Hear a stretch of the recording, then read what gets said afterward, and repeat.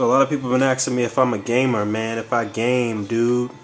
Yeah, man, I'm into video games heavy, man. I had just about every single video game system since ColecoVision, so that'll tell you my age. But I've seen the evolution of home consoles, man, from 2-bit to 8-bit to 16-bit to 32-bit, Nintendo, Super Nintendo, Nintendo 64, Neo Geo.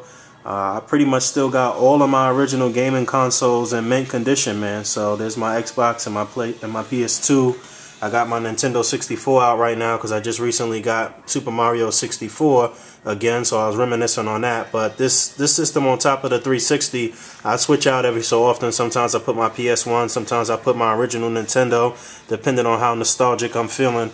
But the game that I probably play the most is my Xbox 360. I do have Xbox Live, and I am about to get Marvel vs. Capcom 3. So I am a heavy gamer, man. I still got all of my gaming systems, though. Alright, now let's look at some comic books from this past week. This is from the week of February 9th, 2011. This is X Factor number 215. This was a good issue. It was pretty much a standalone issue, meaning that the problems that they faced in this issue was solved in this issue. So I expect a new story arc in the next issue. But we got to see Jamie Madrox, the Multiple Man, and Lila Miller kind of team up for an X Factor investigation into the death of a gentleman who appeared to be killed by a vampire. Yes, more vampire stuff. But I'm not sure if the pronunciation of her name is Lila or Layla, by the way. And I say that because recently I found out that what I thought was the correct pronunciation of Wolverine's son as Dakin is actually Dakin. But anyway, Lila Miller is a very interesting character, and we get to see a little bit more into her uniqueness in this book, and we get to see how her time with Dr. Doom and that post-apocalyptic future that the two of them were in, that her and Madrox were in some time ago during the Second Coming event, how her time with Dr. Doom has kind of paid off, and the abilities that she learned from Dr. Doom there. She, like I said, she's been a very interesting character, and watching her kind of grow up really quickly from a kid to an adult during this time that she's been with X Factor has been really interesting. But still so many mysterious things about her and so many things to come.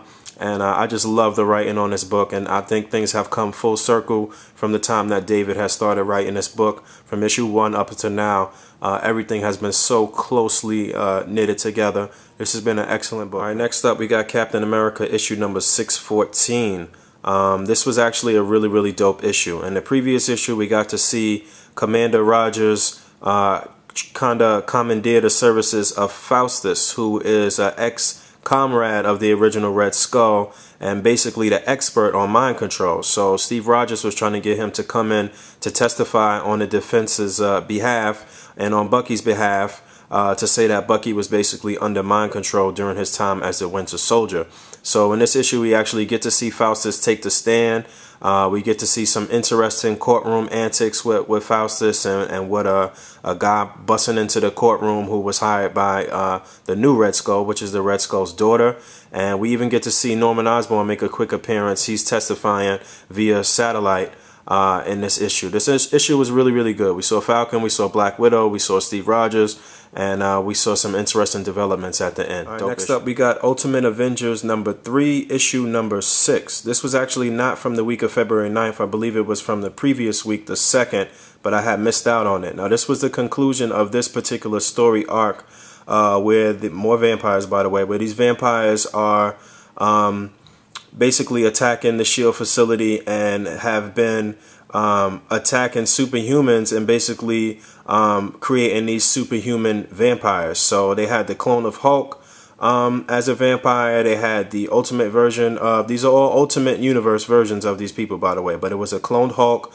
It was a young Daredevil, which was actually the second Daredevil in this universe. And basically the person who had trained Blade and Daredevil were all vampires and leading the charge with these vampires to attack the S.H.I.E.L.D. facility. And in the last issue they had turned Captain America. So it looked like things were taking a turn for the worse for the Ultimates and for Nick Fury and S.H.I.E.L.D. and what have you. But things got turned around in this issue, and we saw Captain America kind of fight off the effects of the vampire infection. And he used the there is a Soviet version of Thor in this universe. So he used that Thor's hammer to transport the entire shield facility to Iran, and at that moment it was daytime there, so he kind of burnt up all of the vampires, and he kind of single-handedly took them out. But being that they transported that facility to the middle of Iran, that created like a whole new problem for the United States and for the Ultimates, and Iran kind of considered that an act of war. And this book basically led right into a bigger event, which is the Avengers versus the New Ultimates. Now, this was from this week, February 9th, 2011. And basically, it looks like there's going to be a clash between the Avengers and the New Ultimates over things that Nick Fury has been doing with his Black Ops team, the Avengers. Now, in the Ultimate Universe, the Avengers is a Black Ops team, and the Ultimates are like the 616's version of Avengers. So they're the premier team with Cap and the real Thor and Iron Man and what have you, and Hawkeye. And on the Avengers team, there is War Machine, which is Iron Man's brother. There's the Ultimates version of Punisher. There is a black version of Hulk. So this seems like it's interesting. Now, on this Ultimate book, Miller is writing this book. Miller is the original writer of the Ultimates and an excellent writer, and probably the best Ultimates writer in my opinion. And Yu is doing the art on this book. So this seems like it'll be good. It's a nice jumping on point for anybody who might want to get interested in the Ultimates universe. And this issue was really, really nice. I don't want to give away too much on this. Not too much happened, but it's a good jumping on point for sure. Alright, so I just want to weigh in real quick on the news that we got this weekend from the 2011 Toy Fair here in New York City. We all knew that Marvel Legends would be back in 2012. We just were not certain what characters we would get, what costumes we would get. So they pretty much gave us the answers to some of those questions yesterday.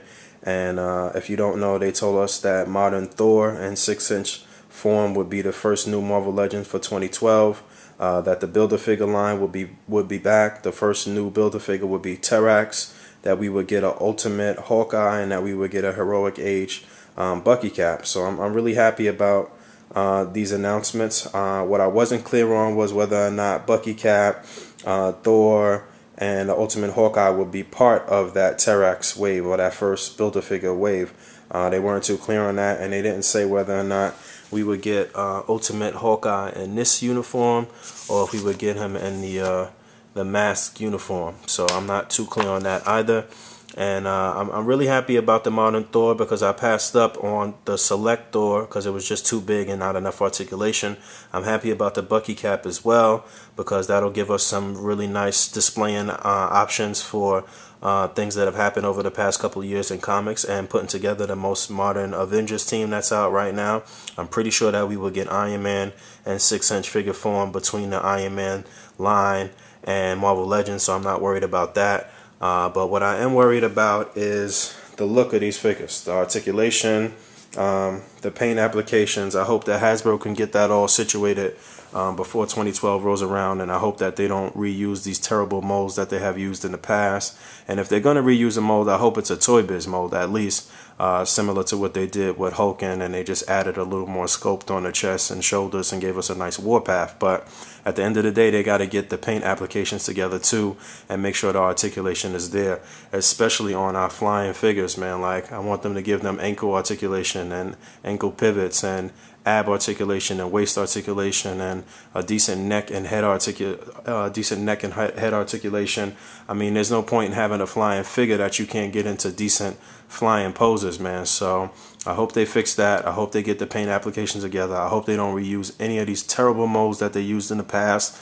And I hope they get their distribution issues together too, man. We got people out in the UK and Australia and Mexico and the Philippines that are heavy into collecting and displaying, and they don't have these things readily available for them, and they end up having to go to somebody on the tube or on eBay to get their figures. So I hope Hasbro gets it together, man, because oftentimes we get Hasbro figures where we like, well, it's a nice figure, but, and I don't want that to happen, man. So Hasbro, if you listening, man, make sure y'all get it together for 2012. We rooting for y'all. Another thing that I saw that was real cool was the release of this Marvel Universe box set that'll have the original Avengers in it, and it'll have a little tiny Ant-Man and Wasp, and obviously you can integrate those into your 6-inch figure displays, and you can use them with your 6-inch figures.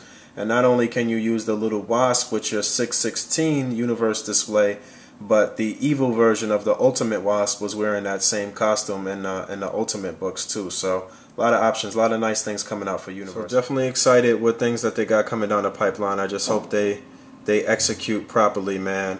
I'm happy about the choice for Terrax as a Build-A-Figure. I think it's a proper choice. He'll be like an Aries-sized Build-A-Figure, not a huge Build-A-Figure if you don't really know about that character, but it's a character that we've never seen in 6-inch form. So I'm all for them doing having character choices that we've never seen in 6-inch form, man. Take a note from Mattel and put out everything, even the obscure characters. Give us everything, man. I'll be happy with a Squirrel Girl if the paint application is nice and if the articulation is there. So Hasbro, man, I hope y'all taking notes from your consumers. Listen to us, man. We know best. Alright, man. I'll talk to y'all soon. Peace.